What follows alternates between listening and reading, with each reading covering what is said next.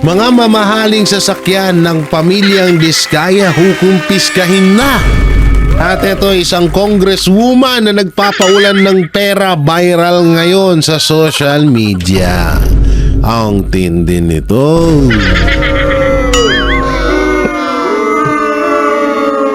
Grabe to ha. At ito, Senator Ping Lacson may pasabog sa DPWH engineer na nagsusuhol ng pera dito kay Congressman Libiste. Tindi ng mga pag-uusapan natin ngayon. Nung nakaraan, hindi ko mabigkas-bigkas yung kukumpiskahin.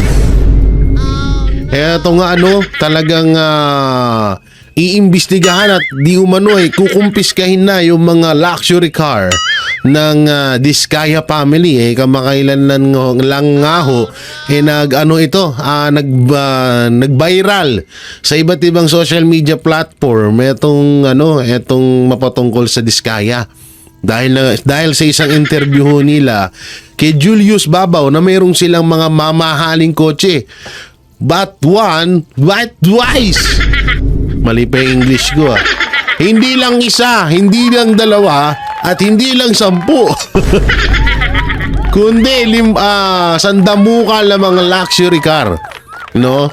At yun nga po ang nabulgar sa sambayan ng Pilipino at inamin din sa bunganga pa mismo ng galing ni Sara Diskaya na ang sikreto ng kanilang pagyaman ay dahil sa pagiging DPWH.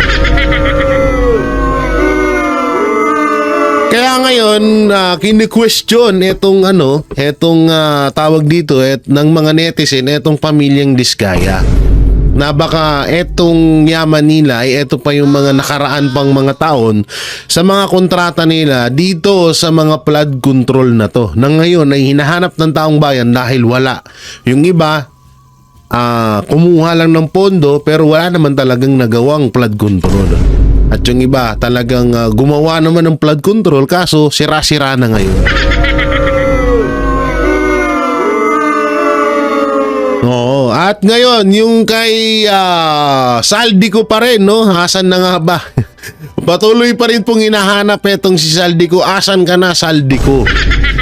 Hanggang ngayon, hinahanap pa rin po siya ng taong bayan dahil hindi pa po siya nakikita kahit kanyang anino na kailangan niya na pong magsalita dahil siya lang ho ang makakasagot ng mga problema dito sa flood control. Tapos mamaya nagsalita na si Saldico tapos sasabihin ni Saldico, panibago na naman pong pambubudol yan. Buti na lang po, matalino po mga tao, alam na po nila. Baka ganyan na naman ang sabihin ni Saldico pag na-interview siya. Tandaan niyo yan Okay, dito tayo. Panoorin ho natin itong interview sa Bureau of Custom na iimbestigahan nila ang mga Bureau Custom ba? Wait lang tignan natin Bureau of Custom ata to. Yan, tingnan natin yung yan Nasaan na yan? Bureau of Custom, no? Na di umano kukumpiskahin etong manumaliyang mga sasakyan ng pamilyang Diskaya. Wait lang, ayusin lang natin tong ating kasi parang hindi makita sila, no? Parang hindi makita etong si Manong Ted. So iangat lang natin ng konti at babawasan natin dito para hindi tayo matsupulangkot kasi baka mamaya bigla tayo matsupulangkot dito. So ito, pasok! Nasa ating linya ho ngayon mga kapatid, ating pong gambalain kahit na po pista opisyal si Customs Commissioner Ariel Nepomuceno ng Bureau of Customs. Magandang umaga po, Commissioner, at salamat sa panahon kahit na pista opisyal. Salamat, sir. Magandang umaga rin po, Sir Ted, Ma'am Maricel. Good morning po. At sa ating kababayan. Opo, salamat sa panahon.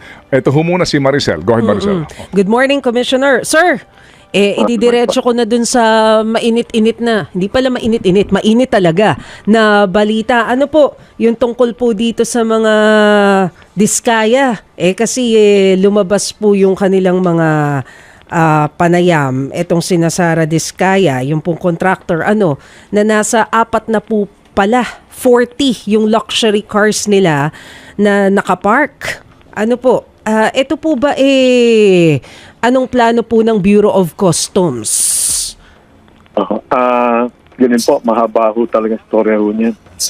Marami po mga na-raid na bago po ako dumating, mga 6 hong car exchanges, hindi lang po yung naririnig natin lagi na Autobolt, Autocam, meron pang R33.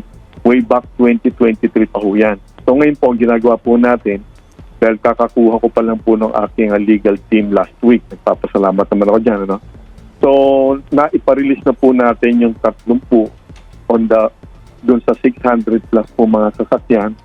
Kaya lang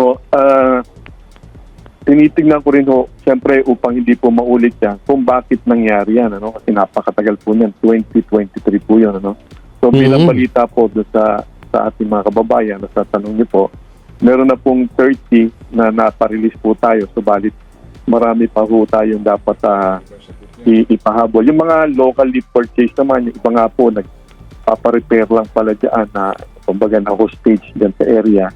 Iniisa-isa po natin yan. Subalit, again, hindi naman po ito alibay. Sir? Daming sasakyan, no? Sir, mawalang galang na ha.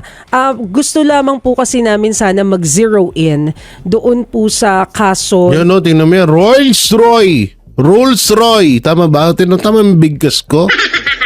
Ayun, no? Magkano yung isa niyan? Milyones yan. Kung mga diskaya. Ito po yung contractor na involve. Yun pong 4 na po na luxury cars na 4 na naipakita po nila dun sa mga... Ang tangina, 40. 4 na po. 40? Hindi ba ako nagkakamali? Hirap ako umintindi ng mga malalalim na Tagalog eh. Biruin mo yun. Tangina, saan mo kukunin yun? Perang yun. Panayam. Ito po ba ay ano po ang plano ng Bureau of Customs? Ito po ba ay sisilipin din natin?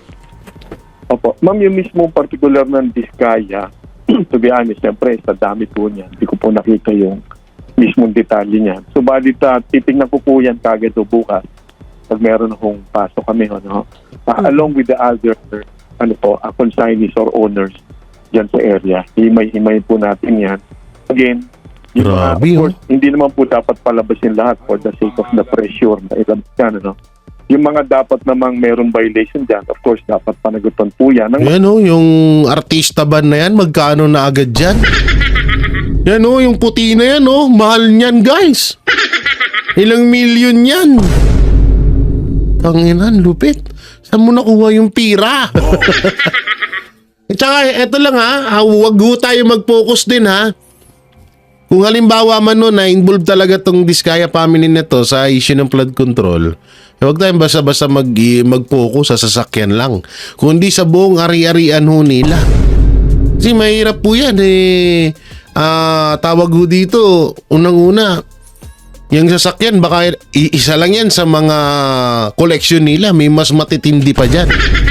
Yan ang mahirap dyan. Dapat naman po maparelease po natin. Yan naman po sa Diskaya. Tingnan ko po particular po yan. Hindi ko pa nakita yung detalye po mismo ng yung consignee po na yan or owner po na yan. Okay. Ganito. Kalaruin ko lang, Maricel. Yes, sir. Kasi parang medyo mayroong pagkakaiba ng sagot si Com. Ito, yung binabanggit ni Commissioner Nepomuceno, yung mga nagbebenta ng mga mamahaling sasakyan, kumbaga sa gray market kung tawagin, na nagkaroon na po ng pagsalakay dati ng taga-customs, kung saan po may mga claim dito ng smuggled, may mga claim dito ng mga undervalued, may claim naman ng mga legally purchased pero hinahawakan pa rin ng customs. So ito yung inyong binabanggit naikapo ninyo ay ngayon inyo na pong sinusuyod at inaalam ilan ba talaga dito ang smuggled, ilan dito ang undervalued at ilan po yung legal, Commissioner. Tama po. Since 2021 po yan. Po. Okay, ngayon ito pong separate na issue na ito pong kung inyo pong napapanood ang mga balita. Opo, kung saan po naman, alright, ito pong pamilya nila Diskaya na may-ari umano ng ilang pong mga construction companies. And then ito pong si Sara Diskaya na tumakbo pong mayor ng Pasig. Bago po maghalala, nagkaroon po ng mga features sa kanilang buhay at doon po, hindi naman maitatanggi na kanila pong ipinapangalandakan ang kanilang koleksyon sa mamahaling kotse. Okay. Ngayon, kung panonoorin natin ang video, meron po silang mga, kumbaga, ang tawag dito ng mga iba, mga mamahalin na hindi naman dito binili kasi walang mga dealer. Yung iba mga dealers hindi nagbebenta ng ganito. Kagaya po ng Rolls-Royce na Cullinan model na grabe. ang sinasabi po, ang loob nito Hermes pa na mga klase po ng mga ginamit na mga leather seats. Ang dami po nito, 40 ito.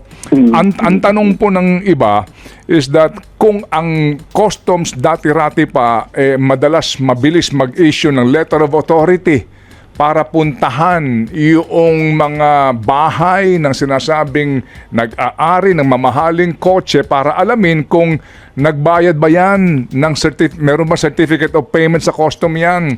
Yan ba, saan mo ba binili yan? Paano pumasok yan? Saan pumasok yan? Dito ho sa mga diskaya, ano pong balak po ng inyong kagawaran, ng inyong bureau? Ganun po. Iba ho pala yung pinag-usapan po natin. Sorry po. Ganun po, since na-open naman po yung informasyon dyan, patitignan ko po kagad, makakaasap po kayo. Subalit Manong Ted, yung kapangyarihan po ng BOC sa pamamagitan ko po, yung LOA pwede pong gamitin kagad yan kapag commercial establishments po or warehousing. Subalit pagbahay na po o residential bahay po yan. Kailangan po natin ng 40 po dyan. Titingnan po natin. Apply po naman natin yan. Kaya lang, kung pwedeng wag na ho natin muna i-telegraph at nandiyan na rin lang. Opo.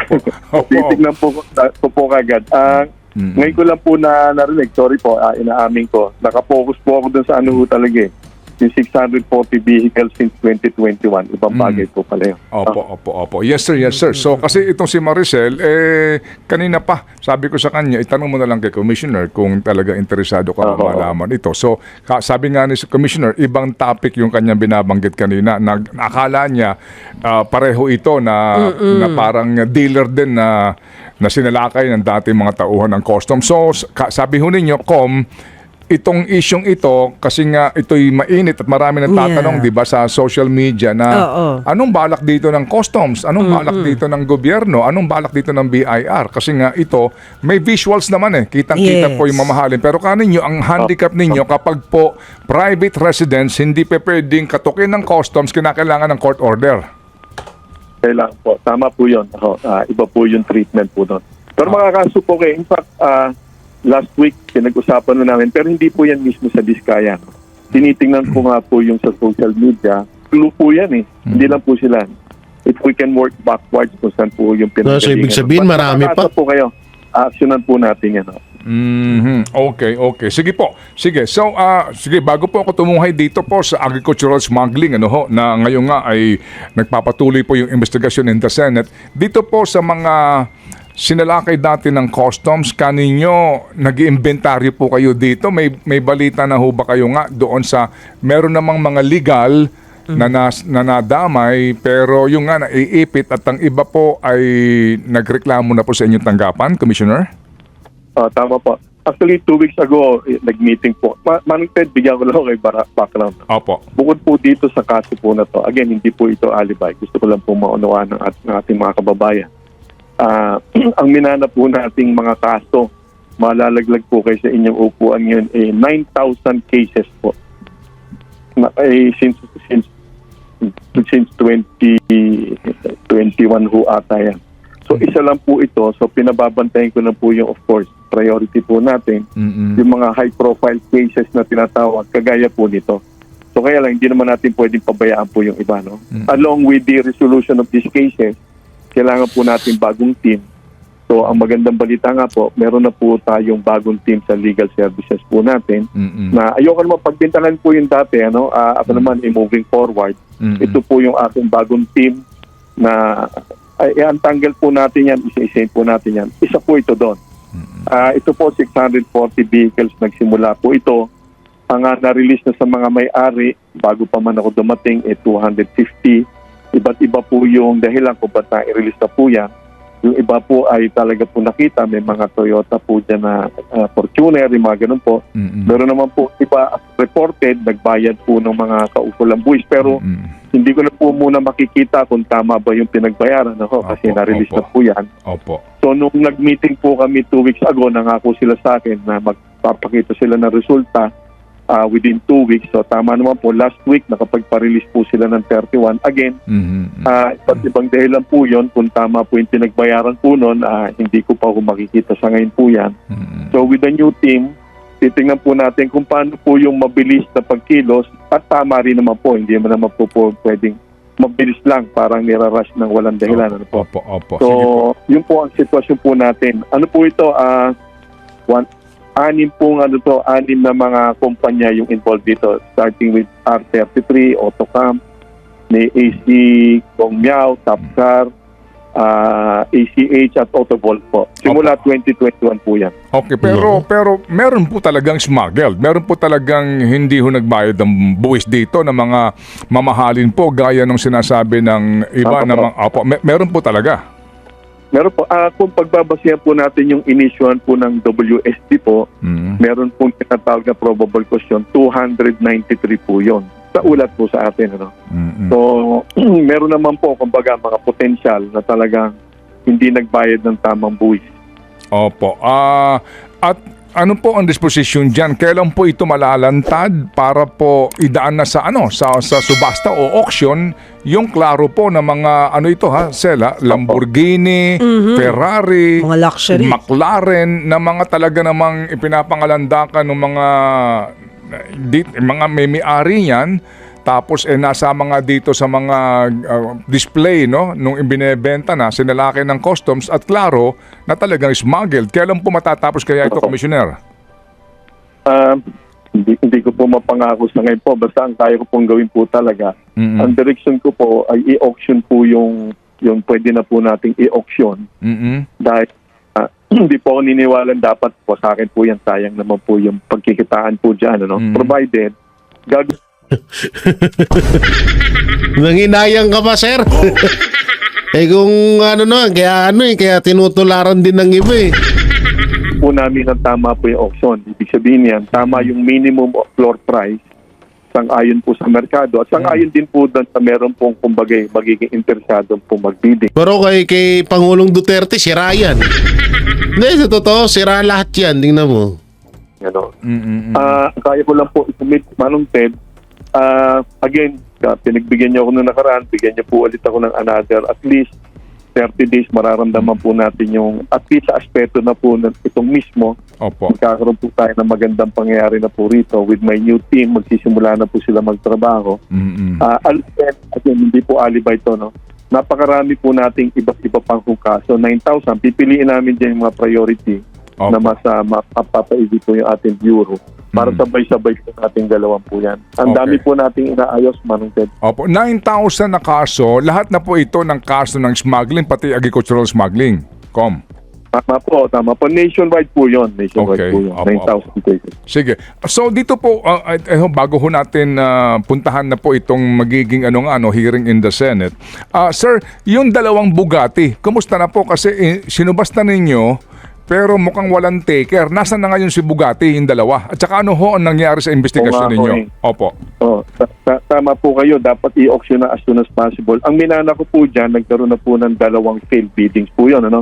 Again, by procedure, di ko na po questionin po muna yun. Kung yan ba inaayos na mag-fail, mahirap po magbintang. So by procedure po, pwede na pong i-negotiate yan. Binantayin ko na lang po yung minimum price. Magkaiba po yung binibigay sa akin, isang 150 akin talagang team na pinagtitiwalaan. Opo. Ang magsagawa. So wag na natin ituloy kasi parang nalalabuan ako dito sana ng Bureau of Customs. Parang marami siyang paligoy-ligoy ito ganyan. So, pero abangan na lang natin na kung ano nga ba talaga. Kung saan nga ba galing talaga ang mga ipinambili ng sasakyan ng pamilyang Diskaya. Baka naman din talaga, totoo yung sinasabi nila na sila yung mayaman na talaga dati. Kaso nasa video pala, no? nasa video pala na sinabi nila ang sikreto ng pagyaman nila ay DPWH. Naku. Tapos nagkaroon pa ng issue, di ba? Nagkaroon pa ng issue na may 10 million ang bayad sa mga vlogger or sa mga kilalang personalidad kagaya ni Corina Sanchez tsaka ni Julius Babaw na inilahad ni Mayor Vico Soto na kapag nag-interview may 10 million ka. Oh, no, sarap nung ganun. No? Hoy, ako kahit 1 million lang, interviewin ko kayo. Sige, okay lang. Oo, sa pamilyang Diskaya dyan, gusto nyo magpa-interview sa akin, 1M. Kahit nga 500k, 100k, okay na sa akin yun. Ay nako, grabe ang perahan ngayon.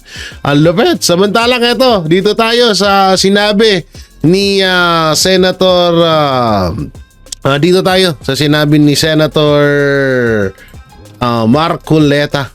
Dito sa pahayag ni Senator Marcoleta mapatungkol doon sa pagsama ni nitong ano bang oras tong nilagay ko dito? Ito lang tingnan natin yung oras 4 or 05.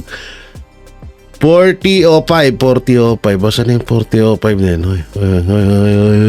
Ito 40 dito tayo. Pakinggan natin tong ano na to. Pakinggan natin itong panayam ni Senator Marcoleta patungkol dito sa pagbisita ni Mayor Magalong or pagsasama ni Mayor Magalong at ni Pangulong Bongbong Marcos. So panoorin ho natin, play. Position mo. mukhang- Yun ang mali. Mukhang kakaunti lang ang Sa bayaning ganyan. katapos-tapusan naman kasi, may kasalanan din ang mamamayan. Yun. Oo. Akalain mo naman, kilala mo naman yan, wala namang gagawing matuloy, pinipilit mong iboto kasi. Hindi, sabi Wala nila naman kasi. tayong pinatutungkulan, kaya lang, alam natin lahat yan. Oo. Yun. Hindi, sabi nila, pagka hindi ko naman ito binoto, matatalo lang din yung iboboto, baka ako lang ang bumoto doon sa isang tao na yun. So, hindi na ako boboto kung ako. Kung iboboto ko lang. Di ba? Hindi ba? Yun na nga. Oo. Nako. Ngayon lang, alam na ninyo eh. Oho. Kaya isip-isipin mo itong mga tumutulig sa, kauumpisa ko lang din eh. Unang araw niyo pa nga lang sa hearings yan eh. Ako, Marami na bilangin po umiiyak. ninyo, bilang senador, wala pa po akong 2 buwan. 1 buwan at 3 linggo pa lang ako. Oo. Pagkatapos magsasalita na itong babaeng ito, magsasalita yung sinasabi mong Mr. DBD. Oo. Ang gagaling naman ninyo. Tumakbo nga kayo sa politiko kung mananalo kayo. Eh kasi para bagang pagka sinabi nila, parang obligasyon niyo pang sundin, Sen. Para bagang pag ano sabihin Parang- na, yun ang susundin. At saka yung Mali parang- eh. Para ka bang robot, Sen? Napakatalino. Okay lang sa akin. Yung matalino kayo, walang problema sa atin. Yung magpakatalino kayo. Ay, gusto nilang gano'n, di okay lang. Pero kung halimbawa gagamitin ninyo sa paraan na hindi man kayo nakakatulong eh. Opo. Di ba? Nagkukunwari lang kayo na matalino. Ang dami niyong naililigaw eh. Oho. Siyempre sasabihin niya, bakit kanya palaging binabanatan mga DPD. Bakit mapagsasabay mo ba lahat? Di ba? Oho. O sabihin ko, halimbawa, ikaw kung nakikinig ka, itong babae, broadcaster. Sino kaya itong pinupunto ni Sen Marcoleta Kumakain dito? ka halimbawa. Mapagsasabay mo bang mahirap na lang talaga. Baka kung ano pa yung masabi ko sa kanya. Eh, baka mamualan po yun. Baka mabulunan ka eh. Oho. Ha? Kanya-kanya tayong di ba? Oho. Ako nasasabi ko lang ito para lang maituwid sila. Baka sakali, kasi ako naniniwala, may isip naman sila. Wag na kayong Sino kaya to, no? magpakatalo. Sino kaya tong babaeng tong hindi kaya si Risa ba to? Sa puro ganyan na lang. Oho, tama. Hindi na rin kayo tatanggapin tingnan natin to. Magano na kayo ng mga ilang panahon lang. Oho. Wala nang maniniwala sa inyo. Nako. Eh, alam naman yung pinanggagalingan nila eh. Hanggang ngayon, yung naisara na prangkisa, doon lang sila tumitira. Yun na nga po. Hanggang Ay, ngayon, nako. hindi nila makita ang katwiran na kaya kayo naisara dahil sa pagkukulang ng inyong network. Oho. Kaya Nako, tanggapin tiga ninyo kayo, ABS-CBN. hindi. Bahala kayo sa buhay nyo. Sino kaya tong tiga ABS-CBN na to? Mahirap to, ah. Oo, sino kaya to? Pero nasa record yan. Yung pagkukulang ng may-ari. Nagkulang kayo. O, ayaw nyong aminin. Oo. O. Pagkatapos ngayon salita ng salita, akala mo totoo mga pinagsasabi. Akala mo ang galing. Oho. Subukan mo akong imbitahan. Yan na. Subukan mo. Yan. Oh, ngayon, ayaw mo akong maimbitahan, tumigil ka. Ano kaya yun? Yun na nga. Ay, Balikan natin tong dito na to. Balikan nga natin to. Hindi siya, susunod na lang siguro. Sa susunod na lang na vlog natin, no? Oo, yung about dito sa sino kaya tong anchor na to, no? Kasubaybay sila. Opo, yan. At sumubaybay na rin itong broadcaster na babae. Oho. Kilala mo yan, di Ay, ba? kilala ko po yan. Oh, Patay. Na talagang, Akala mo napakarunong mag-English no? anyway, Sen. Nabanggit ko yung Tuba Benguet no isang, kaya naman, Biyernes, weekends, Sen. Sa Baguio. Opo. Nandun po ang Pangulong Bongbong at napunan niya. Nasa dyaryo ngayon. Ayan, opo, viral po ngayon. Ang isang proyekto daw po sa lugar na yon, yung Tuba Benguet, ay useless, walang pakinabang. At pinuntahan pa po niya, nagkataon naman, nakasama rin po niya ang Pangulong Bongbong. Ito pong rock net shed at saka rock netting, ginastusan daw po ng 260 million pesos Naku. na hanggang ngayon hindi ho napapakinabangan. Grabe, no? Sen, oh. Paano mo pakikinabangan ng structure na yan? Mulat-mula pa. Ito, matagal na nating dinidiscuss ito. Opo. Ang mga bahagi ng ating mga lansangan, yung mga major highways, Oho. ay may bahagi diyan na kung tawagin ay asset preservation program. Asset Preservation Program. Okay. Lalo na sa mga bahagi na lugar na kung Oo. saan ay malimit yung landslide. Meron palang ganun. Ayan, Opo. kaya yung dadaanan Mga rockfall, mga ganun. Opo. dadaanan ay mga bangin na ganyan. Opo, Kinakailangan talaga yung kanilang Delikado yan. magkakaroon ng yung mga slopes nila. Opo. Merong tinatawag na slopes protection. Yes po, oo. Meron ding road slips, meron mga road slips, Opo. slopes protection at saka yung landslide. Yan. Pangkaraniwan sa ganyan, dahil nga masyadong peligroso, mga bangin yan eh. Opo. Buhay talaga ang nakataya dyan. Merong memorandum ang DPWH na talagang mahigpit ang specification yan. Ang okay. pinagagamit yan, dalawa lang eh. Kasi mapanganib nga po yun. Mapanganib, okay. Pagka pinag-uusapan yung mga road slips, Opo. slopes protection at saka yung landslide na yan, ang mahigpit na specification, yung tinatawag nilang ASTO, European ito. ASTO. ASTO, A-S-T-H-O. Okay. Pagka Opo. American standard, ang gagamitin nila ay yung ASTM. Okay, opo. ASTM. Alin man sa dalawa na yon? Mahigpit yun. Kaya pati yung rock netting na gagamitin, talagang yung genuine talaga yon. At yung pagkakabitan yun, magkakaroon ng boring. Opo, ibabaon sa bato ata yun. Merong boring na vertical, merong horizontal. May kanya-kanyang layo yan. Halimbawa, pinag-uusapan 6 na metro o 5 metro. Ang pagitan. Horizontal yun, halimbawa. Meron naman vertical, meron din. Aha. Pagkatapos yung rocknet na yan, talagang ASTM or ASTO specification. So yung dalawa lang yun po ang required. Yung pinapayagan. rocknet na yun, talagang matibay yun. Yan ang sasagka lahat sa mga na yan. Matibay talaga yun. Lalaglag na bato. Ang nangyayari, para makatipid, Oo. para ngayon makapangurakot at Yan na. talagang lulustay ng pera ng bayan. Baktay. Magbibidding lalagay sa bidding Opo. Specified. ASTO specification rocknet. Talagang So nakasulat po yun, letter po letra por letra, ASTO Opo. talaga Oo. Hindi ka naman mananalo pag hindi ka pipirma na ASTO talaga yun. Kaya Tama po, ASTM. oo. Bibili ngayon, hindi ASTO, bibili sa China. Naku. Yung sa halip na ASTO tsaka yung Oo, bibili sa... Isipin mo, 3 buwan pa lang kalawang na yun. Paano nga hawak doon sa mga...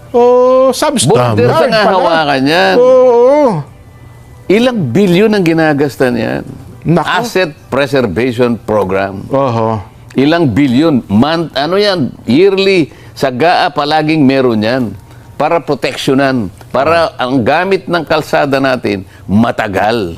Ayun. At matibay sila. Oho. Tingnan mo yung pinakita mo ngayon kanina. Yun kasi Yung rocknet na nilagay, Opo. parang sapot ng gagamba. Nako. So, Parang parang cotton candy. Ayop din. Underweb, di pagka lumaglag ng bato doon, kaya pala ang sabi, nangangalaglag daw po yung bato sa... mangangalaglag talaga kasi Mapanganib pala. ilang buhay ang masasawi dyan. Nako. Para lamang sila magkamal ng salapi sa paraan. Oho. Intindi rin pala ng nakawan ilang dyan. bagyo lang daw mula nung July, gumuho na po, hindi rin madaanan pala yung... Guguhot-gugu. Isip-isipin mo, yung bakal na ipapasok mo horizontally, Oho. o sinasabi niya 5 meters, o 2 meters lang. Oho. Ano gagawin nun? Nako. Paano tatagal yun? Hindi nga po tatagal yan. Saglit lang, Sana. Ito, meron tayong paalaala mula po sa DOH. Ang kanila pong pinatutungkulan ngayon ay ang paglaban po sa rabies. Paalaala po tungkol sa rabies. Ang mahimbing na tulog. Naku, yun, napansin na Philippine Contractors Board. Mataas na opisyal din po nila. Aba, Ayaw kong husgahan yung mga bagay na yon kasi Opo. kung halimbawa yung contractor na yon hindi naman kasama dun sa mga flood control projects na ngayon ay okay. nauusisa natin na multo lang. Opo, O kaya oo. ang pagkakagawa ay talaga namang walang kakwenta-kwenta. O baka naman ito wala namang nagawang ganon. Okay. Bagamat sa iba sigurong banda maaring mapuna din siya sapagkat wala naman sigurong kasalanan dahil sa mag-asawa siya siguro kontraktor na Dati yung ng asawa kontraktor niya. talaga, Wala namang magagawa, no? Oo, Di ba? oo. Tama. At kung wala naman siya sa posisyon, kahit na siya ay taga-COA, kung hindi naman siya direktang nakikialam dun sa pagbibigay ng audit Opo. doon sa nagagawa ng mga contractors, kailangan makita natin lahat yun eh. Opo. Kaya ayoko munang husgahan hanggat hindi natin nakita yung kabuuan ng mga pangyayari. Di ba? Bagay kasi ngayon sa social media, ang bilis ng laging iniuugnay eh. Tinatagni-tagni po nila na parang bagay na ipipinta ngayon sa isip ng tao, okay, tama po kayo bilang isang abogado, hindi mo naman pwedeng magkamag-anak itong dalawang ito, isangkot na nga sa isa katiwalian. Ang magiging sukatan lamang dyan, katapos-tapusan dyan, pag Opo. nakita mo talagang merong conflict of interest. Ayun, opo. Ay dyan masusuyod mo talaga yon. Sa ngayon, hindi ko pa makikita yan eh. Kinakailangan ay masusing pag-iimbestiga talaga. Opo. Para makita natin na incompatible talaga yung posisyon mo, Oho. ay lilitaw talaga yon. At wala naman tayong kikilingan sa bagay na yan. Pero ganun sir, tayo yung palang pick-up, ang isa requirements sila para maging member ka pala ng board, dapat dati kang contractor, parang ganun, sabihin dati ka nagtatrabaho sa ganitong negosyo para maging board ka ng pick-up. Pero hindi naman sinasabi na dapat ngayon contractor ka pa. Ayun lang. Makikita rin natin yun. Oo. O paano kung halimbawa board member ka na ng pickup pagkatapos contractor ka pa? Ayun. Naku, Sa ngayon doble-doble. lang, hindi pa natin nakikita. Maring may conflict of interest. Kasi Opo. pagka board member ka ng pickup, isa ka sa mga nag-i-screen ng mga nag-a-apply na lisensya. Oho. O kaya nagpapa-upgrade ng lisensya. Tama po. Halimbawa, ikaw AAA ka. Gusto mo ngayon magpa-upgrade na quadruple A. Ayan. Oo. Dadaan ka ngayon sa kanya. Tama po. Pwede kanyang ipitin sapagkat Baka bakit kalaban ba? mo ito. Bakit ka pa mag-a-apply?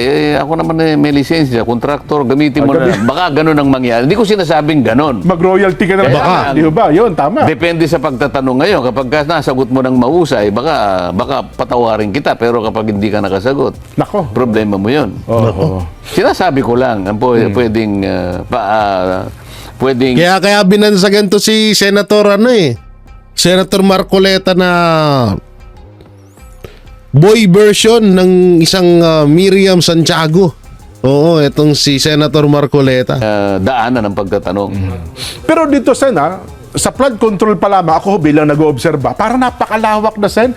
Siguro, doon naguhugot ang ilang mga broadcaster, ilang mga vloggers na kung flood control pa lamang ang pag-uusapan natin, baka maubos na agad ang termino ninyo, hindi pa natapos sa flood control issue, controversy. Meron akong pamamaraan at hindi ko muna sasabihin sa inyo. Ayun. Pala. Yun! Oho. Abangan namin yan, Senator Marcoleta. Ha? O yan ha, sinabi niya ni Senator Marcoleta. Kasi sa totoo lang, kahit din naman na sinabi ko na rin naman yan dito, na alam niyo na parang sobrang lawak, sobrang lalim ng flood control issue. So parang hindi ata kayang tapusin ng Senate. Pero yan, narinig natin kay Senator Marcoleta na merong siyang plano at meron siyang gagawin. Aba, abangan ho natin to. Bakit? Tinangka ko bang gawin ito ng paganyan-ganyan lang? Oho. Ay, hindi ko muna sasabihin sa inyo. Ba, magaling ha. Kasi Ayos. nasanay sila sa di ba? Pag ganyan, ginagawang series yung hearing eh. Ay, hindi ako ganun. Ayun, oho. May malalaman eh.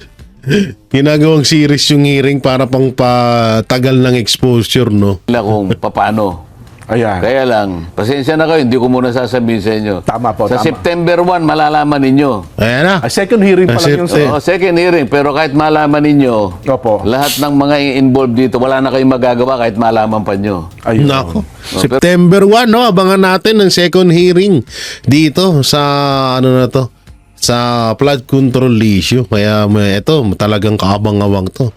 Kung nung nakaraan, pa-sample pa lang, ito dito talaga may diinan ng mangyayari. At ang tanong, dadalo kaya ang mga pinapatawag ng mga kontraktor. At dahil pag hindi daw sila dumalo, ito daw ang kakahinat na nila. So, panoorin natin. Ito yung kakahinat na hindi pala ito. Ito. Ito ata yung nirin yan. Ito. Panoorin natin. O, yan. Naglabas na ng sabina ang Senado laban sa mga kontratistang ng ISNAB sa Senate hearing. Yan. Kaugnay sa manumalyang flood control projects. Kabilang dito ang kaibigan at campaign donor ni Senate President Francis Cheese Escudero. Narito ang agenda report ni Dexter Ganibe ng Abante. May I move for the issuance of subpoena to those absent Yan na. Yari kayo dito. invited resource persons, particularly yung mga contractors, Mr. Chair, to require them to be present in the next hearing. I so move, Mr. Chair. I think the motion is in order. Bilang tugon sa motion ni Senador Bato de la Rosa noong nakaraang linggo, pinirmahan na kanina ni Senate President Cheese Escudero ang mga sabina Paktay sa kayo? kontratista na Paktay kayo. So, puwina ang inaabot nyo ngayon. Kaya dumalo kayo sa September 1. show noong August 19 sa Senado. Yari kayo dyan. Kabilang sa padadalan bukas ng napirmahan ng sabina Wait lang ha. Mister, ano to? Luisito. Akala ko Luistro na eh. Tsaka nandito si Miss Cesara C. Discaya. Yan na. Si Lawrence Lubiano. Mr. Edgar Acosta. At ito, Mrs. Maruji Samidan. Yan, ito yung mga contractor. Authorized Managing Officer MG Sabidan Construction. At ito naman yung President Hightone Construction and Developer Crop. At ito yung kay Lubiano, no? At ito yung kay Discaya na President sa Alpha and Omega Gen Contractor and sila pala may-ari nung laging binabanggit ni Saldico. Ito pala, Alpha and Omega. Kasi meron yung interview kay Saldico na sinabi niya, may meeting pa kami, mag-uusapan pa namin yan ng Alpha and Omega. Naku, hanapin ko nga yun sa susunod sina Luisito Tiki ng LR Tiki Builders Inc., si Zara Discaya ng Alpha and Omega General Contractor and Development Corporation, Lawrence Lobiano ng Centerways Construction and Development Inc. na unang binanggit ni SP Cheese na donor niya noong 2022 elections. Kasama rin si Edgar Acosta ng High Tone Construction and Development Corporation, Marjorie Samidan na siyang Authorized Managing Officer ng MG Samidan Construction, Romeo Miranda ng Dami AMO pala, no? Crown Monarch Construction and Supplies Corporation. Pinasisipot din sa Senado sina Maria Roma Angeline Rimando ng St. Anthony Kabang-abang Construction pala talaga Corporation, Aderma Angeli Alcazar ng Sunwest Inc., Yumer Villanueva ng Top Notch Catalyst Builders Inc., at si Mark Alan Arevalo ng Wawaw Builders. Next hearing, they have to come up with a reasonable answer. Hindi ho yung may sakit, may nauna, para hong ginagago itong committee natin na may sakit, nagbakasyon na, may mga prior schedule. Ano mas importante, prior schedule, Mr. Chair? Or itong investigasyon na ito? Ang 5 kontratista na sumipot o kaya ay nagpadala ng kanilang kinatawan ay imbitado pa rin sa susunod na pagdinig ng Yan, maganda yan. Rambol talaga. Isa sa tatalakayin ay ang issue ng pagpapahiram ng lisensya ng isang kontratista sa Patay ibang kayo walang dito. lisensya mula sa gobyerno para makakuha ng proyekto. Ilan dito sa mga 15 contractors na ito ang nagpahiram ng paulit-ulit ng kanilang lisensya. Kaya nga kumalat ang personalidad nila. Na-cover nila practically all regions of this country. That will be one of the subject matters of the next hearing. Itinakda Patay sa kayo dyan. September 1 o sa susunod na Lunes ang ikalawang pagdinig ng Senate Blue Ribbon Committee sa tinaguriang Philippines Underwater. Yan abangan natin yan. Oo, malupit to. Kaabang-abang talaga tong ano na to. Kaabang-abang talaga tong Senate hearing sa September 1. Oo, ang kaabang-abang dito, yung SunWest, Wawa Builders, tsaka yung yung Diskaya.